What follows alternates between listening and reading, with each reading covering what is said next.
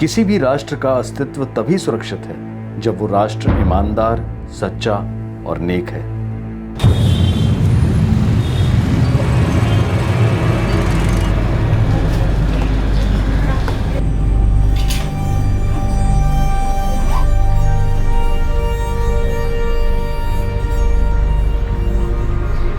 लाजवंती, लाजवंती, मैं निकल रहा हूँ। टिफिन लिया ना? ले लिया।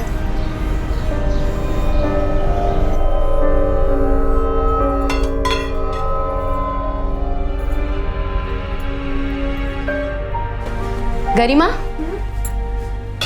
मैं भी निकल रही हूँ। हाँ माँ, तेरा टिफिन। ख्याल रखना। ठीक है, तो फिक्र मत कर।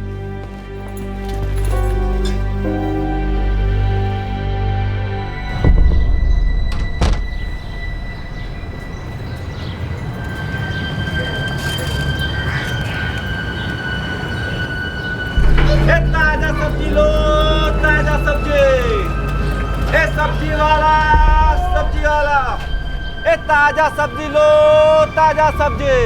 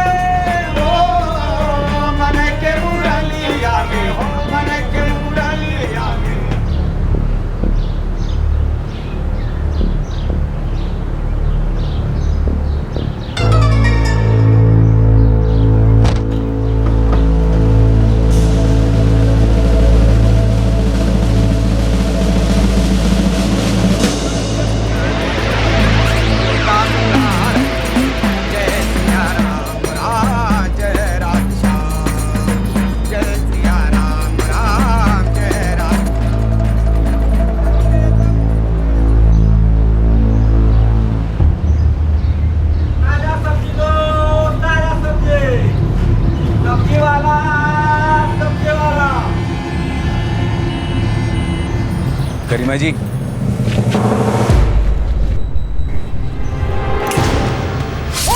रोक, रोक। गरिमा जी, अरे, अरे, संभल के, संभल के। अरे कोई रिक्शा बुलाओ जल्दी। हमने आपको पकड़ा, आप ऐसे चलने की कोशिश करो। कुचल दो, दबा दो, गला घोट दो विरोध करने वाली सारी आवाजों का, गलत और गैर कानूनी काम करने वालों के खिलाफ उठी आवाजों का, सिस्टम को चुनौती देने की हिम्मत करने वाली आवाजों का, freedom of speech, freedom of expression, अभिव्यक्ति की स्वतंत्रता का सबका गला घोट दो। गरिमा चौधरी कोई पहली व्यक्ति नहीं थी जिसकी आवाज को दबाने के लिए हमला किया गया हो, और ना ही ये कोई पहला हमला था उस पर। वो क्या था जिसके खिलाफ वो अपनी आवाज बुलंद कर रही थी? वो क्या था जिसके खिलाफ वो कमर कस के खड़ी हो रही थी?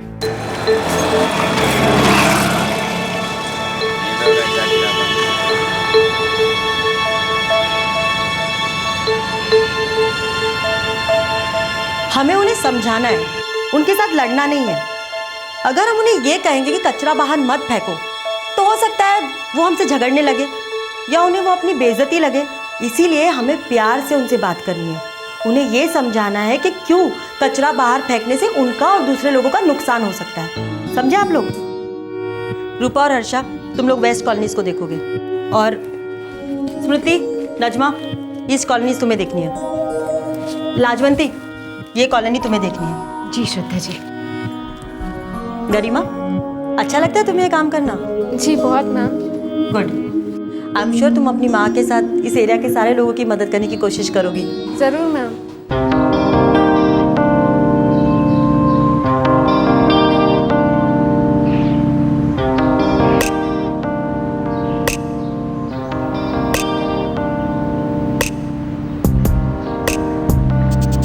शशांक नाम है उनका, बड़े अफसर रहे वो। ऑफिस का है उनका? यही इलेक्ट्रिसिटी बोर्ड की बस में शुरू किया। ठीक है, जाके देख। अच्छा लगे तो काम करो उनके साथ। ठीक है। और तुम्हारे पास पैम्पलेट्स है ना? हाँ। कहाँ कहाँ देने पड़ते हैं? हाँ।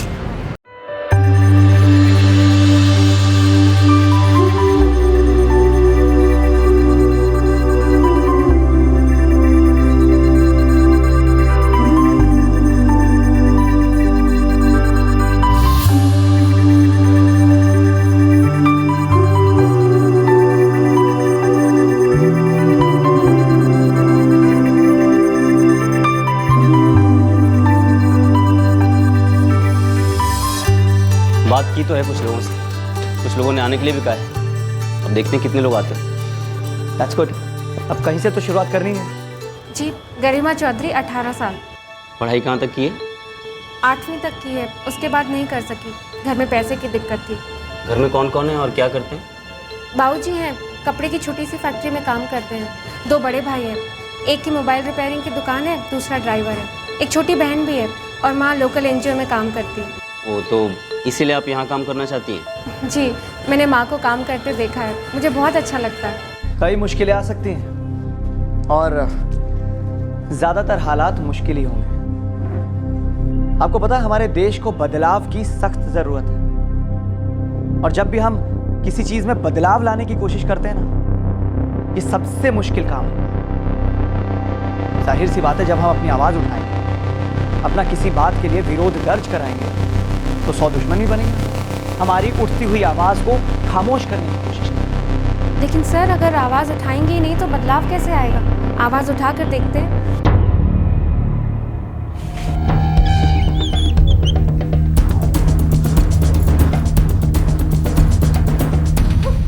क्या हुआ? कहाँ है गरिमा? क्या कह रहे डॉक्टर? आप लोग घबराइए मत, डॉक्टर कह रहे हैं सब ठीक हो जाएगा, ऑपरेशन करना है। हुआ क्या? मैंने उसके भागने की आवाज सुनी, मैं मुड़ा तो देखा उसने गरिमा जी पे चाकू से हमला कर दिया। ओए, रोक, रोक! जब तक हम लोग हॉस्पिटल तक लेके आए उसको, तो काफी खून बह चुका था।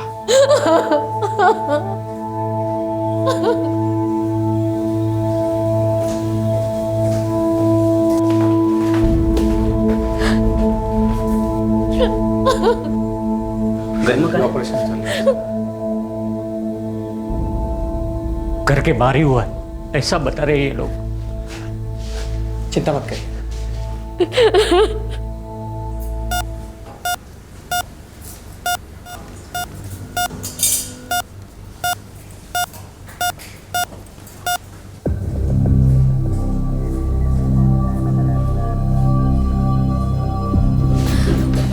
बहुत खून बह गया है, क्रिटिकल है। गला बहुत बुरी तरह से काटा गया। मैं मिल सकती हूँ उससे? जी अभी नहीं।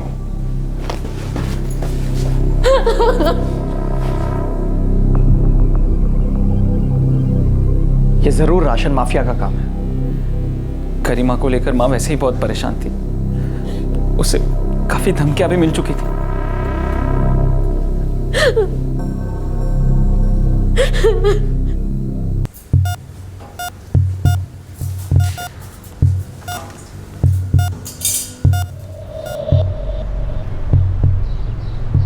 अब स्टॉक नहीं है तो मैं क्या करूं भाई? पिछले 2 महीने से यही कह रहे हैं आप। अरे शुक्र मनाओ, इतना तो मिल रहा है। हाँ, इस साल फसल अच्छी नहीं हुई है, आगे चल के और तकलीफ होने वाली है।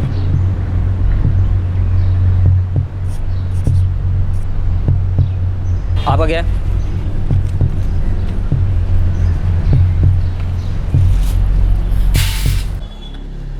मेरे हाथ में ये 2 कार्ड्स हैं।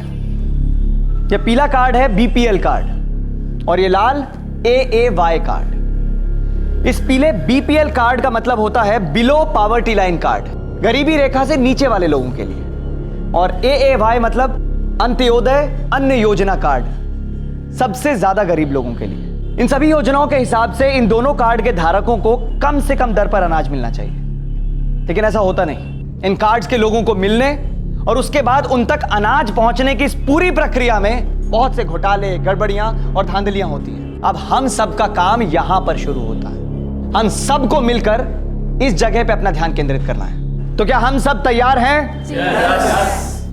गरिमा, तुम घर घर जाके पता करो कि किन किन लोगों के पास ये कार्ड हैं और उन्हें इससे क्या और कितना फायदा मिल रहा है। जितना अनाज उनको इसमें मिलना चाहिए उससे कितना कम मिल रहा है, या फिर मिल भी रहा है या नहीं। क्या आप बता सकते हैं ये कार्ड मिलते कैसे हैं? श्योर, ये देखो।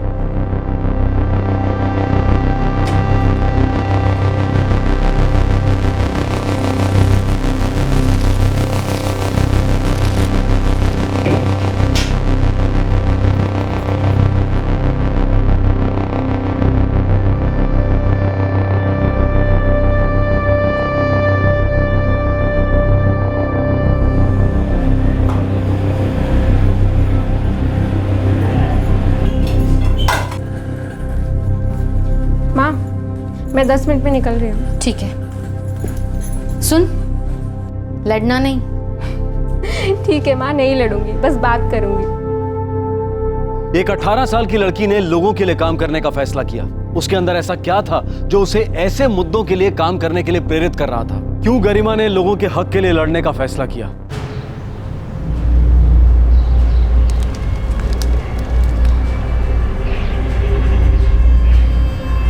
कार्ड के लिए अर्जी की थी और अभी तक मिला नहीं।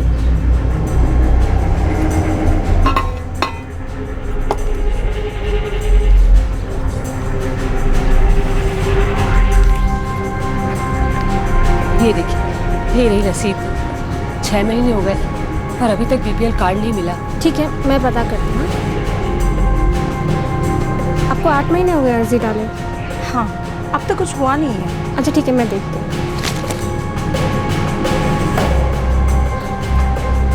एक साल? हाँ, साल भर हो गया, फार्म भरे हुए। अच्छा ठीक है, मैं पता करती हूँ। हमारा काम अनाज बेचने का है। किसे कार्ड मिला किसे नहीं मिला ये हमें कैसे पता चलेगा? राशन ऑफिस में तो अक्सर आपका आना जाना होता है ना? वहाँ हम अपना स्टॉक लेने के लिए जाते हैं, लोगों का कार्ड चेक करने के लिए नहीं। और वैसे तुम कौन हो जो इतना सवाल जवाब कर रही हो? कोई सरकारी अफसर हो? इनमें से बहुत से लोग ऐसे हैं जिन्हें 6-6 महीने हो गए हैं अर्जी डाले हुए, लेकिन इन्हें अभी तक इनके कार्ड्स नहीं मिले। कुछ लोगों को तो साल भर हो गया है। सब घोटालेबाजी है। हम लोगों को पीडीएस ऑफिस से पता करना होगा। वो क्या होता है? Public distribution system. ये नोडल अथॉरिटी है जो ये कार्ड्स इशू करती है, और सभी राशन शॉप्स की कंट्रोलिंग अथॉरिटी भी यही है। ये फूड एंड सप्लाई डिपार्टमेंट के अंडर आती है। हाँ, लेकिन ये सारे लोग कई बार वहाँ जा चुके हैं, पूछताछ कर चुके हैं। लेकिन हम इस बार पूछताछ नहीं करेंगे। तुम आरटीआई फाइल कर दो। वो क्या होता है? आरटीआई का मतलब होता है राइट टू इंफॉर्मेशन, यानी सूचना का अधिकार। ये फ्रीडम ऑफ इंफॉर्मेशन एक्ट के अधीन आता है। इसके अंतर्गत कोई भी व्यक्ति किसी भी पब्लिक ऑफिस से जनता के हित की कोई भी जानकारी एक सामान्य अर्जी से प्राप्त कर सकता है।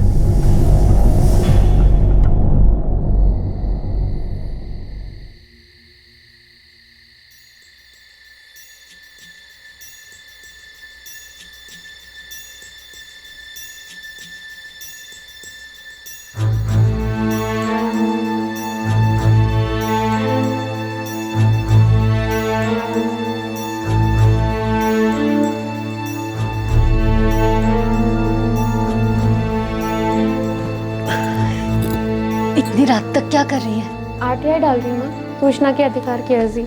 पता करना इतने सारे राशन कार्ड अभी तक लोगों को मिले क्यों नहीं, कहाँ रुके पड़े।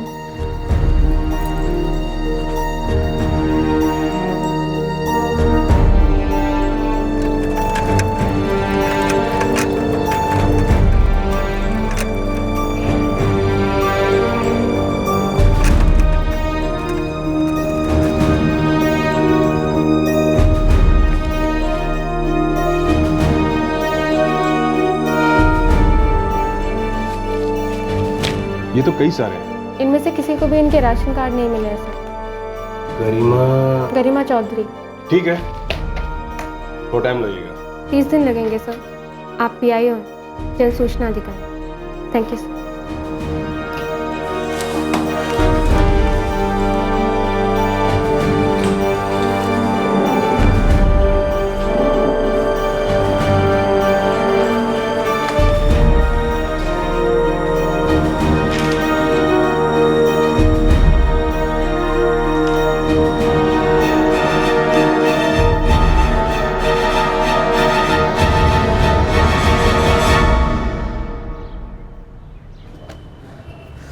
यहाँ इन लोगों के साइन और अंगूठे के निशान हैं जो ये बताते हैं कि इनको इनके कार्ड्स इशू किए जा चुके हैं और उन्हें उन कार्ड्स पे राशन भी मिल रहा है।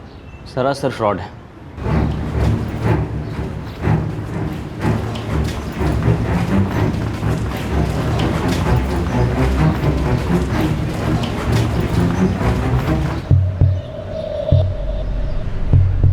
रसीद का मतलब है लोग राशन ले चुके हैं। बेवकूफ़ समझ रखा है पचौरिया जी।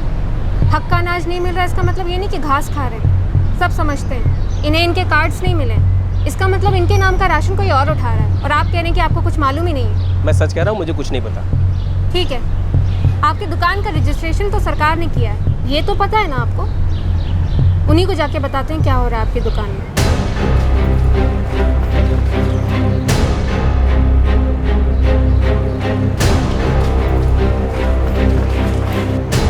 यहाँ भी वही धांधलीबाजी चल रही है जो पचौरिया के दुकान में हो रही है। इसके बारे में मैं कुछ नहीं जानता। कुछ नहीं जानते तो आपकी भी शिकायत दर्ज करा देते हैं।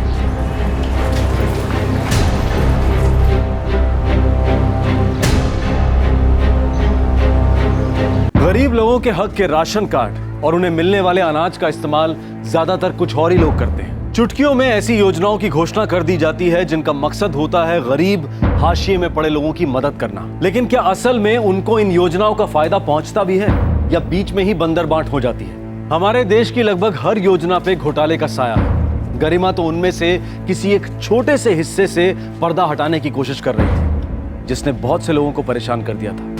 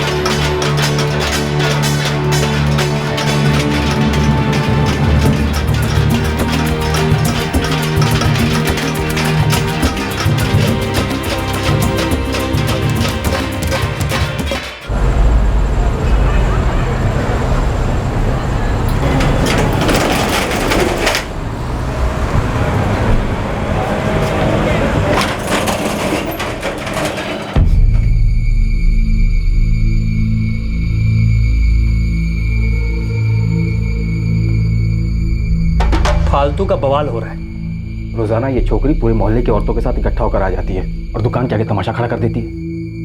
नंदू भैया, कहीं बात हाथ से निकल गई नहीं तो संभालना मुश्किल हो जाएगा। देखो, मेरी राय में तो हमें कुछ दिन के लिए ये सब बंद कर देना चाहिए। क्या नाम क्या है उसका? गरिमा चौधरी। पता चला उसने RTI डाली है। ठीक है, चलो इस बार दिलीप की बात मान लेते हैं, कुछ दिन ये सब बंद रखते हैं, लेकिन उस लौंडिया का कच्चा चिट्ठा तो निकलवाओ।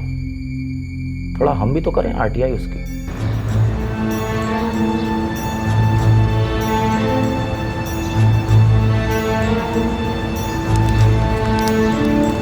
ये चावल और ये गेहूं भी, और ये आपका कार्ड है। वो क्या है ना कि गलती से किसी और के पास चला गया था, तब इतनी से बात को लेके क्या पंगा करना।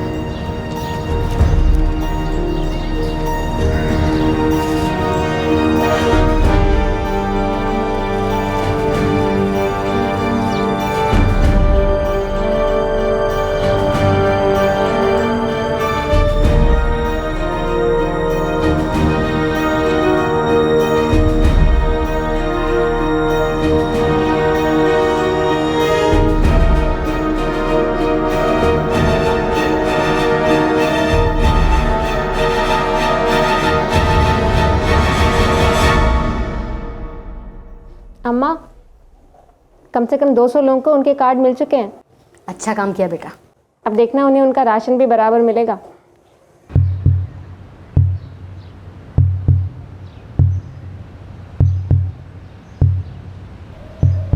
अब क्या माथाफोड़ी करने आई हो? सबको कार्ड मिल तो गया?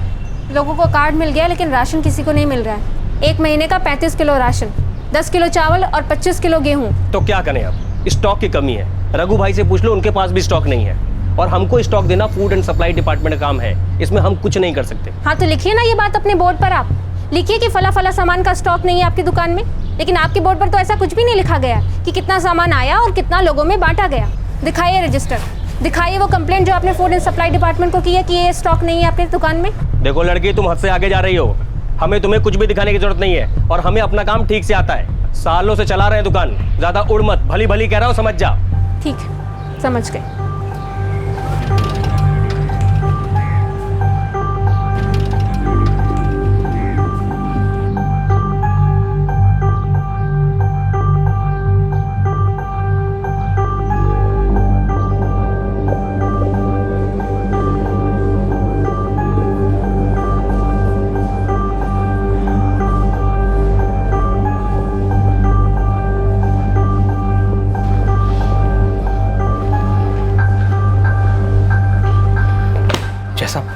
वो लड़की तो यहाँ भी आ धमकी। कमिश्नर साहब के केबिन के सामने बैठी हुई है। ये लड़की हमारे लिए प्रॉब्लम खड़ी कर रही है और खुद के लिए भी। जैसा उसके पास स्टॉक सप्लाई के बारे में बहुत सारी जानकारी है।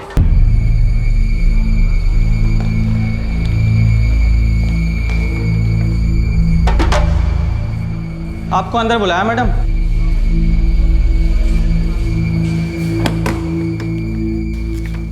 सर, ये है पिछले 2 महीने की स्टॉक सप्लाई की लिस्ट और ये कुछ तस्वीरें हैं राशन की दुकानों के बाहर लगे बोर्ड्स की।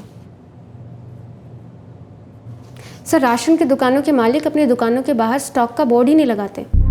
कितना स्टॉक आया, कितना लोगों में बांटा गया, जो आप ही के फूड एंड सप्लाई डिपार्टमेंट ने ज़रूरी बताया। कम स्टॉक तो छोड़िए, इन्हें सरप्लस स्टॉक मिला हुआ है, जबकि दुकानों के बाहर इन्होंने बोर्ड लगा रखा है कि स्टॉक नहीं है। मुझे ये सारी जानकारी RTI के ज़रिए मिली है। सर, ये लोग जनता के हक का अनाज इकट्ठा करके बाहर के मार्केट में बेच रहे हैं। और सर, इसमें आपके भी बहुत सारे राशन अधिकारी शामिल हैं। इन दुकानों में दिन दहाड़े धांधली हो रही है, लेकिन इन लोगों ने अपनी आंखों में पट्टी बांध रखी है। मुझे लगता है कि इस बंदर बाट में इनका भी बराबर का हाथ है।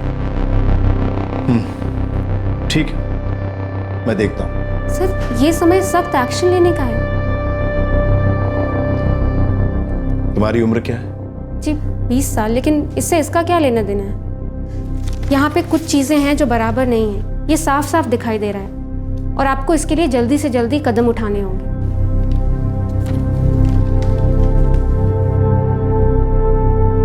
ठीक है, मैं कुछ करता हूँ। Thank you sir. वेलकम। गरिमा चौधरी, यही नाम है ना तुम्हारा? जी। मैं इस मामले को देखूंगा, लेकिन तुम्हारे लिए एक एडवाइस है गरिमा, जरा संभल के, बी केयरफुल। रहूंगी सर, लेकिन उतना ही जितना ज़रूरी है। बहुत केयरफुल होते होते ही हम शायद केयरलेस हो गए, और इस देश में बहुत सी चीज़ें भी। Thank you sir.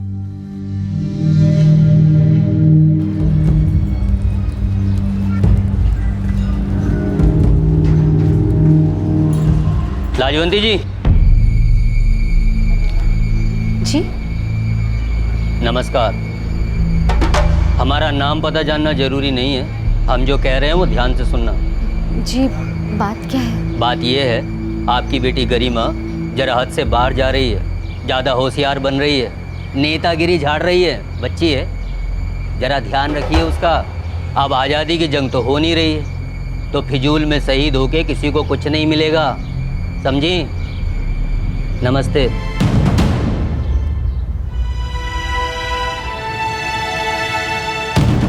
देख बेटा, माना तू जो कर रही है अच्छा काम है, पर वो लोग बहुत ताकतवर है, माफिया है।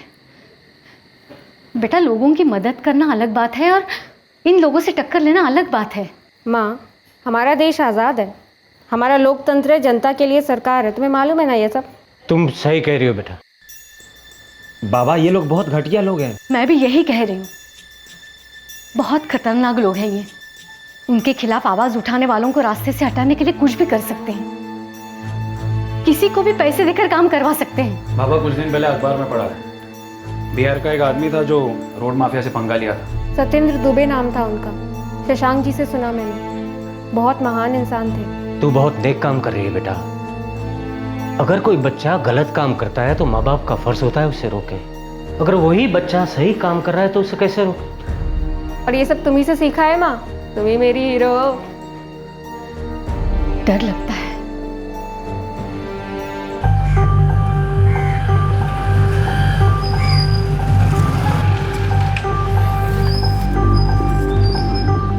गोविंद, जरा ये सामान।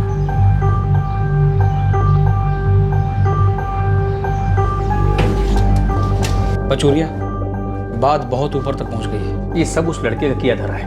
हाँ, और बड़े साहब ने सख्त हिदायत दी है कि अगर किसी भी राशन की दुकान में कोई गड़बड़, कोई कंप्लेंट होती है तो उसका लाइसेंस रद्द, साथ साथ हमारी भी लग जाएगी। तो क्या, बोर्ड लगाओ, स्टॉक दिखाओ, साहब कभी भी चेकिंग के लिए आ सकते हैं। मतलब इतने सालों से जो मलाई बट रही थी अब बंद। पचूरिया, ये ऑर्डर सिर्फ तुम्हारे लिए नहीं है, सभी राशन की दुकानों के लिए है। और वैसे तुम क्यों खिसिया रहे हो? तुम कब से हमारी कृपा से दूध दही में नहाते आ रहे हो, थोड़े दिन बिना नहाए मलाई नहीं बांट सकते?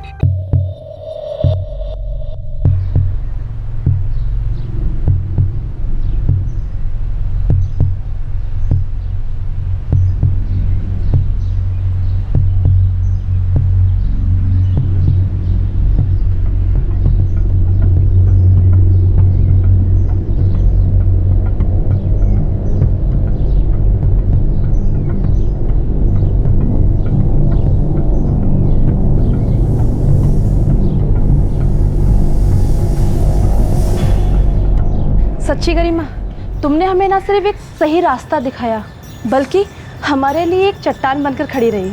तुम्ही ने हमें सिखाया कि हम हक के लिए लड़ सकते हैं। मुझे बहुत अच्छा लगा कि आप लोग मेरे साथ रहे, मेरे साथ कंधे से कंधा मिलाकर खड़े रहे। ये तो बस शुरुआत है, अगर हम चाहें तो बहुत कुछ बदल सकते हैं।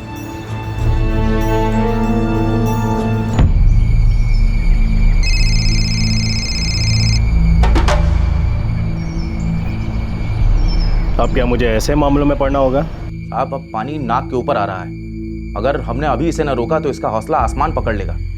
हमें इसके पर अभी काटने होंगे। देख नंदू, ऐसे पिद्दी मामलों को लेके मेरा भेजा मत खा। तो अच्छी तरह से जानता है कि उड़ते हुए को धूल कैसे चटानी है। अब उसकी आवाज़ कैसे बंद करनी है ये भी मैं तुझे सिखाऊं?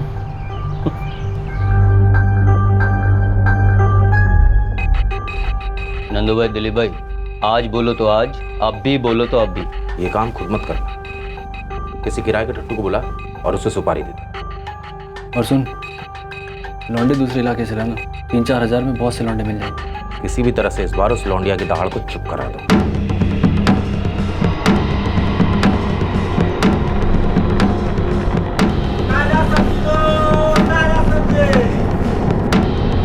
गरिमा जी,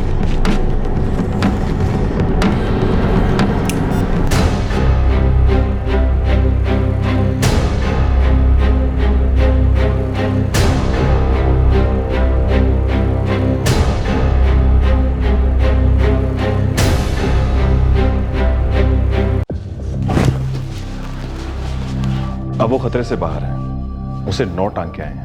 डॉक्टर साहब, क्या अब हम लोग उससे मिल सकते हैं? बस थोड़ी देर में हम उसे वार्ड में शिफ्ट करने वाले हैं। जी।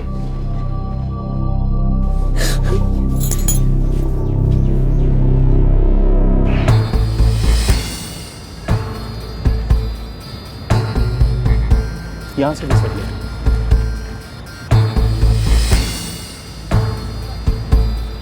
ये डब्बा वगैरह सब फॉरेंसिक डिपार्टमेंट में है।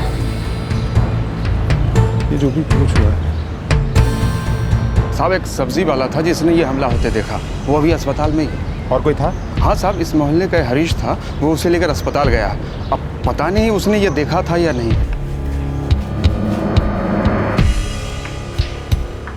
साहब, हल्का फुल्का याद है, वो दुबला पतला आदमी था, वो भागकर नुक्कड़ से मुड़ रहा था, तब दिखा था।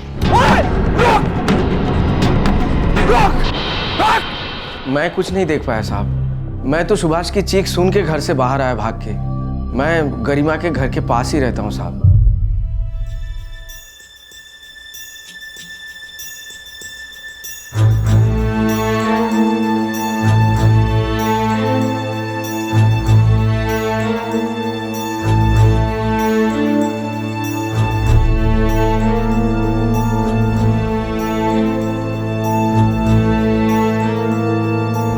ये पक्का राशन माफिया का ही काम है, वही लोग हैं इसके पीछे। मैं सिर्फ इतना जानना चाहता हूं कि क्या गरिमा हमलावर को जानती थी? इंस्पेक्टर साहब, कैसी बातें कर रहे हैं आप? ये माफिया वाले किसी ऐसे इंसान को भेजेंगे जिसे गरिमा जानती हो?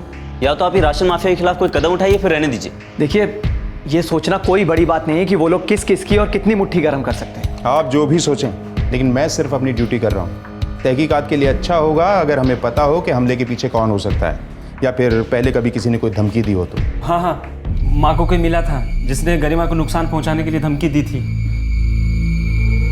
पता नहीं, कोई दाढ़ी वाला आदमी था। इंस्पेक्टर, अगर आप सचमुच ये केस क्रैक करना चाहते हैं तो राशन दुकान वालों को उठाइए। वो आपको बता देंगे कि इस हमले का मास्टरमाइंड कौन है। सब्जी वाले के हिसाब से स्केच बनवाते हैं सर। और कोई जानकारी मिली? सर पक्का इसमें राशन माफिया का ही हाथ है। इस लड़के ने अपने एरिया में राशन माफिया के खिलाफ लड़ाई शुरू की थी। बड़ी पॉपुलर है सर ये लड़की। उसकी कॉलोनी के लोग इकट्ठा हो रहे हैं, बहुत गहमा गहमी है। हमें जल्दी ही हमलावर तक पहुंचना होगा।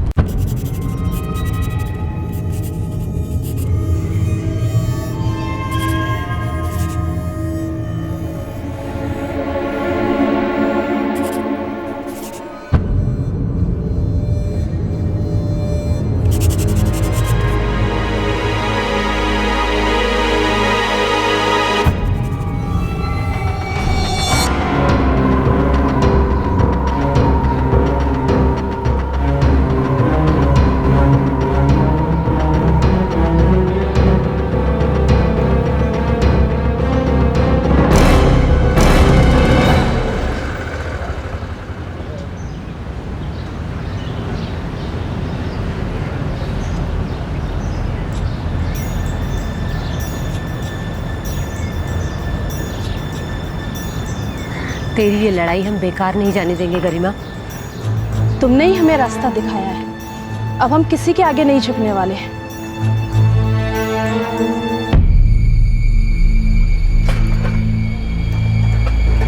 भैया जी, जब से लड़की के ऊपर हमला हुआ है तब से कुछ ज्यादा ही फेमस हो गई, पूरा हीरोइन हो गई है। नहीं ज्यादा उछल मत, चुपचाप अपना काम कर चल।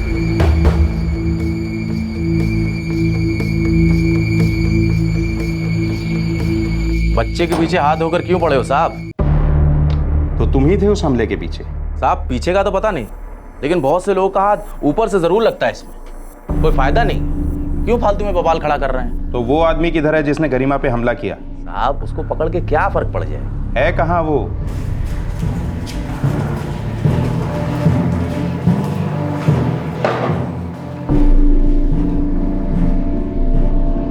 मुझे किसी ने कोई पैसा नहीं दिया साहब। मुझे नहीं पता आप क्या बात कर रहे हो साहब। तो तुमने गरिमा चौधरी पे हमला क्यों किया? साहब मैंने किसी पे कोई हमला नहीं किया साहब, मुझे फालतू उठा के लाए यहाँ पर। बोल रहा हूँ साहब, मैंने कुछ नहीं किया साहब।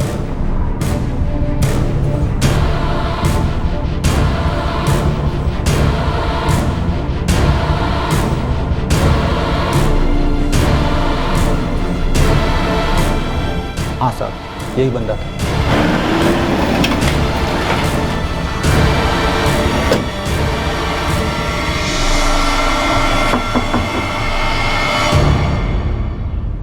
यही था वो।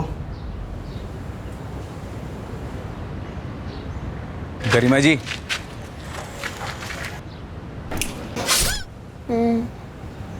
यही था। Thank you. गरिमा ने भी उसे पहचान लिया सर, पर वो अब भी अपने बयान पे टिका है। खिला दिया होगा उसको, मुंह मत खोलना। चार्जशीट फाइल करो, देखते हैं। 4 महीने बाद अटैकर को बेल पर छोड़ दिया गया। मामला अभी भी पेंडिंग है। गरिमा चौधरी को 1 महीने तक बोलने की मनाही थी। उसके घाव भरने के लिए वक्त चाहिए था। जैसे ही गरिमा की आवाज लौटी, गरिमा का लोगों के हक में आवाज उठाने का फैसला और पुख्ता हो गया। बाबा, मैं चलती हूँ। अच्छा, कहाँ जा रही है तू? काम पे माँ। तू अभी तक ठीक भी नहीं हुई है, तेरी आवाज भी ठीक से नहीं लौटी अभी तक। माँ जो शुरू किया है उसे बीच में कैसे छोड़ दूँ? अभी तो बदलाव शुरू हुआ है। बदलाव तो आते जाते रहता है। तू अपनी जिंदगी क्यों खतरे में डाल रही है? देख बेटा, जान है तो जहान है। माँ, किसी न किसी को तो खतरे का सामना करना पड़ेगा ना, कोई तो करेगा। मैं नहीं जानती हूँ। लाजवंती, जाने दो इसे। इसका इरादा पक्का है। इसके जज्बे को कमजोर मत बनाओ।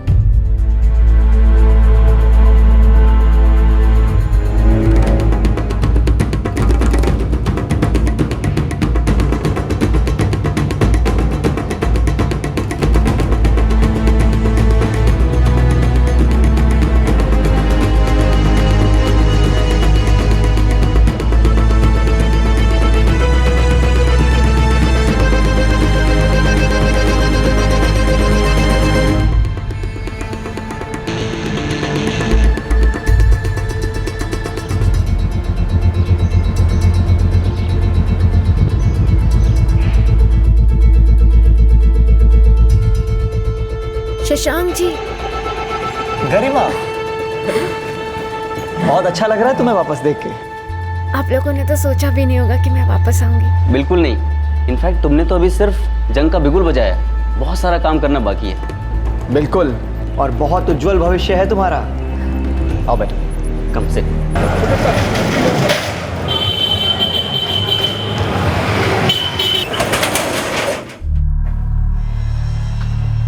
बात तो मुश्किल होती जा रही नंदू भैया। मुश्किल तो है ही। अजय, मोहल्ले के लोग हमसे सवाल करते बिल्कुल भी नहीं डरते। सुना है आरटीआई एक्ट पार्लियामेंट में भी पास हो गया है। नंदू भैया ऊपर बात करो, नहीं तो हम सब गए समझो। फूड एंड सप्लाई डिपार्टमेंट के लोगों को भी इसने कम परेशान नहीं किया नंदू भैया।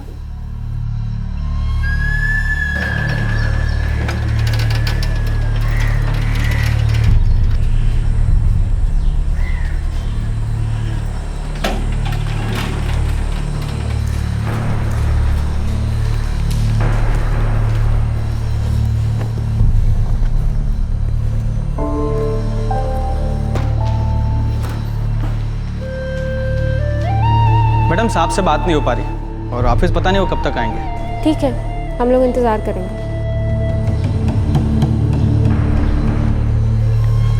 क्या करें, दिमाग एक दिन की बात हो, 2 दिन की बात चल जाता है, रोज़ों की बात थोड़ी होगी। नहीं, लेकिन ये कैसे? देखो क्या हुआ, चल गए वो लोग? नहीं साहब, जा ही नहीं रहे, कहते हैं आपके आने तक इंतजार करेंगे। इस लड़की ने ना नाक में दम कर रखा है। कितनी आरटीआई फाइल करके चैन पड़ेगा इसको। और हर आरटीआई फाइल होने के बाद हमारी लग जाती है यार। इसका पेट आरटीआई से नहीं भरने वाला। कुछ खिलाते विलाते क्यों नहीं? एक काम करो, इसको कुछ हिस्सा दे दो, चुपचाप बैठ जाएगी। नहीं साहब, ये चुप नहीं बैठने वाली। अरे गला कट गया फिर भी दहाड़ के बोलती है, और अब तो इसने मोहल्ले वालों को भी बोलना सिखा दिया है। अब क्या करें, 3 दिन हो गया बसते बसते। अगर फिर से बड़े साहब के पास चली गई तो सबको प्रॉब्लम हो जाएगी। ये तुम्हारी गलती है। तुमने किसी ऐसे इंसान को काम ही क्यों सौंपा जो ठीक से काम करना जानता ही नहीं था। सर जी, बात तो हुई थी ना हमारी इस पे। आप ही ने तो कहा था कि बंद कर दो इसकी जुबान। अबे सारी चीज तो मेरी ही सुन के करता है क्या? सर जी, अब क्या करें बताइए सर जी। अब देखिए, नाक में दम कर रखा है उसने, लगातार घाटा बढ़ा जा रहा है। अगर हमें नुकसान हुआ तो आपको भी नुकसान होगा ही ना सर जी। धमकी दे रहा है मुझे? नहीं सरकार, हमारी क्या औकात, आप सरकार हो हमारे। ठीक है, एक काम करो, उसे एक बार और धमका के देख लो। लेकिन हाँ, इस बार हमला मत करना, वो बड़ी मशहूर हो रही है, कहीं पासा उल्टा ना पड़ जाए। उसके घर वालों को हड़काओ, दबाव बना रहेगा। जी सर जी। सर, प्रेस वाले हैं, आपसे मिलना चाहते हैं। अभी नहीं, बाद में बोलो।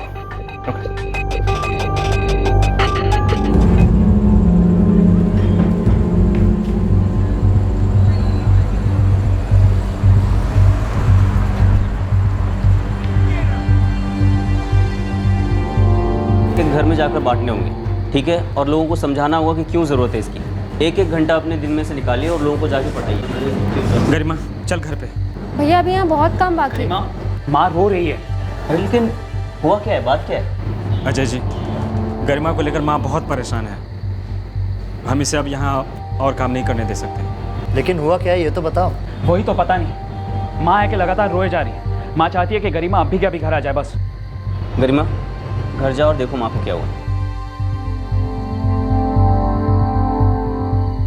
भैया बताओ तो सही, बात क्या है? माँ ही बताएगी तुझे।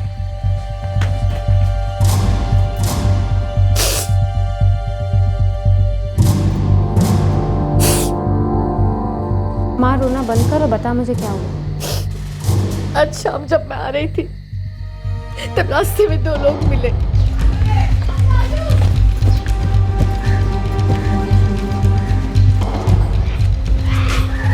जी? गला काट दिया, बच गई। लेकिन गलत फहमी में मत रहिएगा कि आगे कुछ नहीं होगा।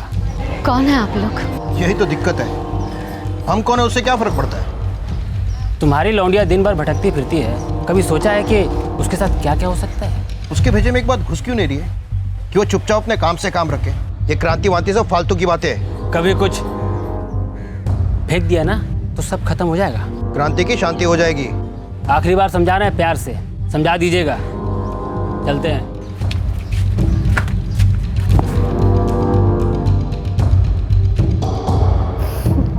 हो गया बदलाव जितना होना था, हो गई क्रांति जितनी होनी थी। हो गया लोगों का भला जितना होना था, बस। तू ना गरिमा स्वार्थी हो गई है, बस अपने काम में ही खो गई है। तुझे बिल्कुल पता नहीं चल रहा कि तेरा कितना नुकसान हो सकता है। और बदल कर भी कितनी बदल जाएंगी चीजें गरिमा? तुझे क्या लगता है सब कुछ बदल जाएगा? और अगर बदला तो भी कितनी देर को बदलेगा? तो देख लेना, फिर से कुछ दिनों में वापस उसी डरने में आ जाना है सब कुछ। बाबा आप भी ऐसा ही सोचते हैं? बेटा तो हमारी बच्ची है, ऐसा तो नहीं है कि तेरी जान को खतरा हो और हमें कोई चिंता ही ना हो। बाबा लेकिन अगर मैं डर के पीछे हट गई तो उन लोगों का क्या होगा जो मेरे साथ लड़ने आए हैं, जो बदलाव के लिए काम कर रहे हैं? उन्हें बहुत बड़ा धक्का लगेगा। लगता है तो लगने दे। तूने क्या सबका ठेका लिया है? नहीं माँ, मैंने किसी का ठेका नहीं ले रखा है। मैं सिर्फ वही कर रही हूँ जो मुझे ठीक लग रहा है और जो करना ज़रूरी है। माँ मैं अंधी नहीं हूँ, मुझे दिखाई देता है, मुझे मालूम है कि मेरे ऐसा करने से सिस्टम में कोई बदलाव नहीं आने वाला है, क्योंकि मैं सिस्टम के सामने बहुत छोटी हूँ। लेकिन मैं बड़ा सोच तो सकती हूँ, बड़े की उम्मीद तो रख सकती हूँ। माँ कॉलोनी के लोग बदल रहे हैं, अब अपने अधिकारों के लिए खड़े हो रहे हैं। ये सारे खतरे तो आते जाते रहेंगे। अगर हम चलेंगे तो गिरने का डर तो बना रहेगा ना, लेकिन हम चलना तो नहीं छोड़ देते ना। तुम बोलो, बचपन में जब तुम हमें चलना सिखाती थी तो तुम्हें डर लगता था ना कि हम गिरेंगे, लेकिन क्या तुमने हमें चलना ही नहीं सिखाया? अगर आवाज़ मिली है तो हमें बोलना ज़रूरी है, सच बोलना ज़रूरी है, सच के लिए खड़ा होना ज़रूरी है, अपने अधिकारों के लिए लड़ना ज़रूरी है। मुझे मत रोक माँ, क्योंकि अब मैं रुकने वाली नहीं है।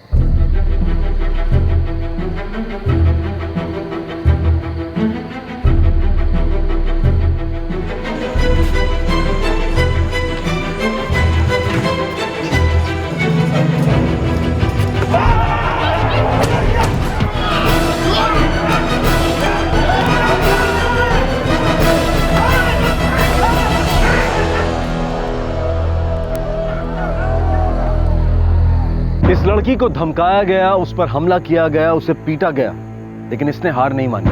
उसका इरादा मजबूत था जो किसी भी मुश्किल के आगे डिगने वाला नहीं था। उसकी कॉलोनी के लोग अब उसके साथ थे, क्योंकि उसी ने उन्हें अपने हक के लिए खड़ा होना सिखाया था और आज वो उसके लिए उसके साथ खड़े थे। उसके विरोधी नए नए तरीके खोज रहे थे, लेकिन सारे हथकंडे बेकार जा रहे थे। वो उसे अपने रास्ते से हटाने में नाकामयाब हो रहे थे। हाँ, वो बात करना चाहता है तुमसे। मुझसे? क्यों, कौन है वो? भाई एक जर्नलिस्ट है, इंटरव्यू करना चाहता है, बहुत सुन रखा है तुम्हारे बारे में उसने। अच्छा ठीक है, मैं आती हूँ। She is coming. क्या वो सच में सिर्फ 24 की है? जी हाँ, 24 की है। इनफैक्ट जब उसने ज्वाइन किया था वो सिर्फ 18 साल की थी। क्यों? पता नहीं क्यों, बस मुझे ऐसा लगा कि मुझे ये करना चाहिए। राशन माफिया को आड़े हाथों लेना, उनसे लड़ना, कुछ तो ऐसा रहा होगा जिसने आपको ये करने की ताकत दी, आपकी प्रेरणा। पता नहीं, बस मुझे ये महसूस हुआ कि लोगों को वो मिलना चाहिए जो उनका हक है। आप क्या कहते हैं? जी बिल्कुल। आप कुछ करते हैं और कहते हैं कि आपका मकसद है लोगों की मदद करना, गरीबों की मदद करना, लेकिन फिर आप इस बात की परवाह ही नहीं करते कि वो मदद असल में गरीबों तक पहुंच भी रही है या नहीं। शहर की दूसरी तरफ जाके देखिए तो सब कुछ कितना साफ सुथरा है, कितना अच्छा है, बिल्कुल चकाचक। लेकिन यहाँ वैसा कुछ क्यों नहीं है? क्योंकि आप चाहते हैं कि हम यहाँ यूं ही सड़ते रहें, फिर आप हमें जो भी दें एहसान की तरह दें, ताकि उस एहसान के बदले में वोट मांगे जा सके। बस ये बात है। वो लोग हमें सोचने ही नहीं देते, नहीं चाहते कि हम सोचें, क्योंकि अगर हम सोचेंगे तो हम सवाल पूछेंगे।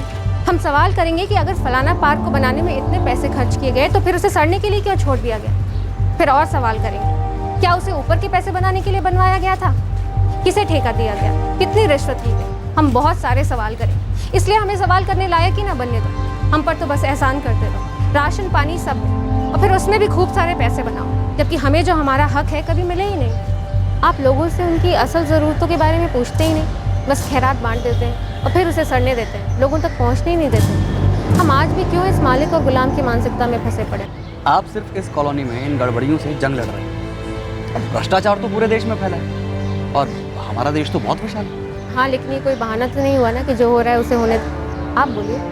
नहीं बिल्कुल नहीं, आप ठीक कह रही हैं, लेकिन हम चाहें जितना भी नापसंद करें वो तो वैसे ही रहे। तो फिर हमें अपनी गलत सोच बदलनी होगी। हम क्यों हमेशा अच्छाई और बुराई की लड़ाई के किस्से दोहराते रहते हैं? क्यों बताते हैं कि जीत हमेशा अच्छाई की होती है, जबकि हकीकत में तो हम ये मान चुके हैं कि बुराई में कोई बुराई नहीं है और ये ज़िंदगी का एक हिस्सा है। और अगर ऐसा है तो इसके बारे में हम स्कूल में क्यों नहीं पढ़ाते? अगर हम बचपन में अच्छाई का पाठ पढ़ेंगे और बड़े होकर के समाज का कोई और ही रूप देखेंगे तो क्या हम हैरान और मायूस नहीं होंगे? हमें बच्चों को हमारे वर्तमान के बारे में बताना होगा, उन्हें बुराई के खिलाफ लड़ने और भ्रष्टाचार के मोह से खुद को बचाने के बारे में सिखाना होगा, उन्हें सोचना सिखाना होगा, ताकि वो आंख बंद करके किसी घिसे पिटे ढर्रे पे ना चलते रहे। राशन माफिया के खिलाफ शुरू हुई आपकी लड़ाई, अब आपके इलाके के बच्चों को अच्छी एजुकेशन दिलाने तक पहुंच गई। सब गरीब हैं यहाँ। कुछ म्यूनिसिपल स्कूल में जाते हैं जहाँ आधे से ज़्यादा टाइम तो टीचर आते ही नहीं। आप मेरे साथ चल के देखिए इन स्कूलों की हालत। हम क्यों बच्चों की इस बुनियादी ज़रूरत को भी पूरा नहीं कर पाते हैं। प्राइवेट स्कूलों में 25% सीटें इकोनॉमिक वीकर सेक्शन के लिए रिजर्व है, लेकिन असल में इस बात का कितना पालन होता है ये देखने वाला कोई नहीं है। कोई नहीं है ये देखने वाला कि इन बच्चों को ये सुविधाएं मिल भी रही हैं या नहीं। इसीलिए मैंने बीड़ा उठाया कि कम से कम अपने कॉलोनी के बच्चों को तो उनका वाजिब हक मैं दिला सकूँ। सच तो ये है कि गरीबों को उठने का, कुछ करने का मौका ही नहीं मिलता। सिस्टम नहीं चाहता कि ये लोग आगे बढ़े, क्योंकि ये इनके लिए बैंक है, 5 साल का फिक्स डिपॉजिट, जिसका इंटरेस्ट एक नेता हर 5 साल के बाद लेता है वोट के रूप में, और फिर इन्हें गरीब रहने के लिए छोड़ देता है, झुंझुना पकड़ा देता है। पहले साड़ी, साबुन, साइकिल, कुकर देते थे, आजकल मोबाइल, टैब्स, कंप्यूटर और कुछ सोना दे देते हैं। किसी ना किसी को तो बदलाव के लिए आवाज़ उठानी होगी। जितने लोग आएंगे उतना अच्छा है। मुझे पूरा भरोसा है कि बदलाव ज़रूर आएगा, परिवर्तन ज़रूर होगा। तो क्या आप इलेक्शन में खड़ी होने वाली हैं?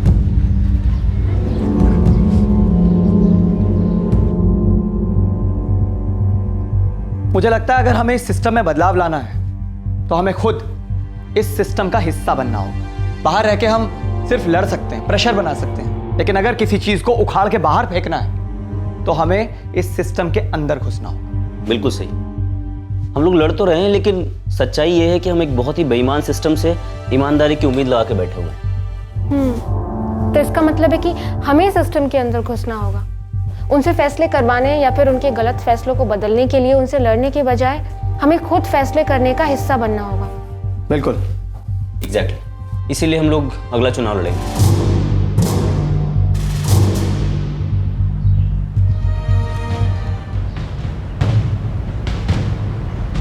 हाँ गरिमा बेटी, ये बीड़ा तुम जरूर उठाओ, ये हम सब लोगों के लिए अच्छा होगा। अब तक तुम अकेली थी, जब तुम सब लोगों की तरफ से विधानसभा में जाओगी और वहाँ फैसले लोगी, तब हम लोगों के लिए कितना अच्छा होगा। बेटा, मेरा आशीर्वाद हमेशा तुम्हारे साथ है।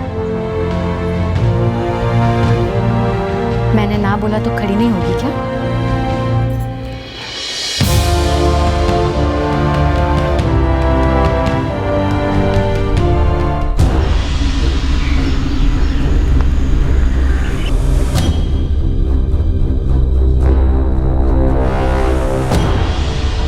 सर, वो जीत सकती, सॉरी, वो ही जीते।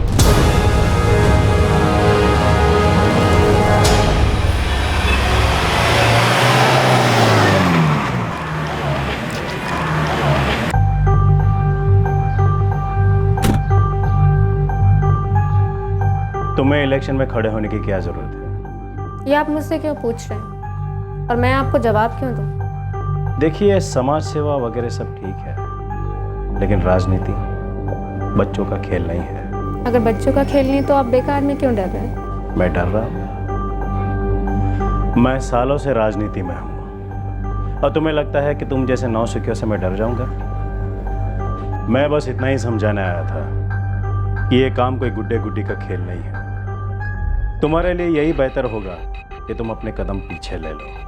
आज तक तुम जो करती आई हो वही करती रहो, राजनीति हम पर छोड़ दो। सालों से छोड़ रखा था सर, बदलाव की जरूरत है। ठीक है, जैसी तुम्हारी मर्जी। सोचा था शायद तुम्हारे दिमाग में थोड़ी समझ घुसा पाऊं।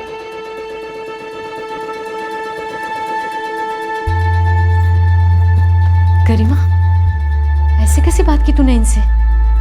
माँ, बात तो वो करने आए थे, मैंने तो सिर्फ सुना और जवाब दिया।